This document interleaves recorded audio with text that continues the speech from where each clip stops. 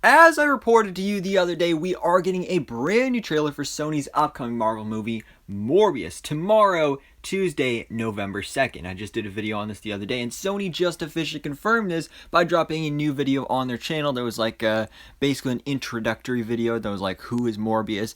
And it's only a minute long, so I definitely recommend checking it out. But honestly, watching that video, it kind of reminds me of how excited I actually am for this movie. That trailer came out like 2 years ago, so I kind of forgot about it. And it's kind of a joke that nobody ever wanted a Morbius movie, so nobody's excited for this. But honestly, the trailer actually looks like a good movie, and I'm honestly pretty excited for this film. And so I'm excited to see the new trailer that's coming tomorrow. But with this new video that just dropped, it's basically a teaser for tomorrow's trailer. It gives us some new shots of the trailer. Some that actually reveal some pretty interesting Easter eggs to the Spider-Man universe and Spider-Man connections to this film. And there's also some other details that we have about this trailer as well. So we're going to go ahead and break down all of that and more in today's video. We have a lot to talk about. So, ladies and gentlemen, let's go ahead and jump into this. So first of all, a little bit of a update from Big Screen Leaks, which is a fairly reliable source, just gave us the info that the runtime for the second Morbius trailer is going to be 2 minutes and 36 seconds. So that's honestly a pretty meaty trailer, and it gets me excited to see what's going to happen in this trailer, because the first trailer, it gave us the basic idea of what the movie's about and kind of just introduced us to the character of Morbius. So I'm excited to see what's really going on in this new trailer, if we get some more stuff with Michael Keaton's Vulture and any other Spider-Man stuff. So we'll have to wait and see. But real quick, let's take a look at some of the new shots that we got from this new Who is Morbius video. So first of all, you have this one. Really, all of them are just great shots of Morbius in vampire mode, and they're honestly looking really cool. I like the way this looks. He looks pretty cool there. He's wearing his prison jumpsuit, so maybe this is as he's breaking out of prison, powering up. Then again, going into vampire mode, it looks like some blood bags around him, so I don't know if that's like a blood clinic, blood donation type thing that he's at.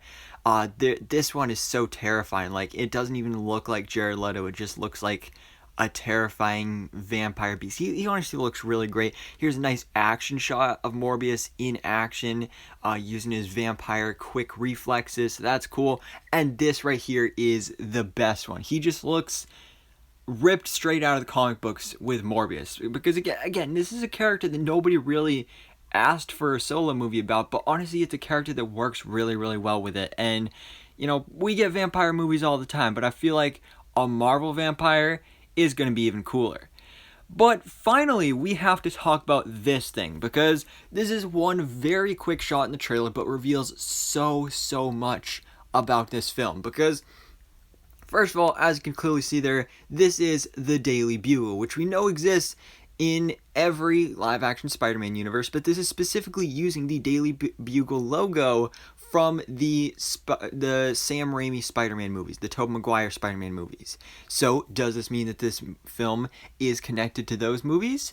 I don't know, because we also know that the Daily Bugle exists in the Venom universe and the MCU, Tom Holland Spider-Man universe. So that's kind of the big question here, is what universe does Morbius take place in? What characters and franchises does this film connect to? So the headline there, it says, Dr. Michael Morbius apprehended for vampire murder. In a shocking turn of events, world-renowned medical genius Dr. Michael Morbius has been arrested for murder. So that's great and everything, but what we really need to talk about is when you take a little bit of a closer look up here at the top. Let's read this. So, going from left to right, we've got finding the truth within, told in his own words. Rhino on the loose, zoo hoax fools us all. Black cat, friend or foe. Wow. So, the first part there really has no meaning, but this basically confirms the existence of a couple different Spider-Man villains in the same universe as Morbius. Again, we don't know which universe it is, but first of all, it says Rhino on the loose, zoo hoax fools us all. So, the way it says zoo honestly kind of has me feeling a bit like maybe they're not even talking about the Spider-Man villain Rhino, and could honestly be an actual rhino at a zoo. But, it's a Spider-Man movie, basically, so you reference a rhino, you gotta expect people to think it's Rhino.